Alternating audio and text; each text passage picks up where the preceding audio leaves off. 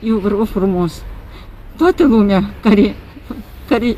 aveți încredere în Dumnezeu, eu vă rog din tot sufletul, eu pe la toate opririle am pus anunțuri, eu am dat în internetul în toate părțile, poate cineva nu citește, poate cineva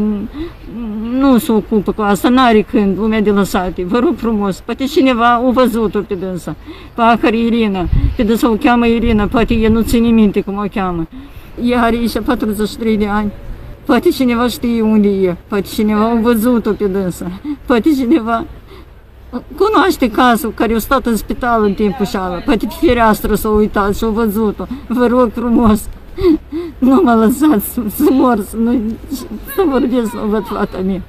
Eu vă rog tare frumos pe toți care au văzut-o, care știe, sunați-l, spuneți-l,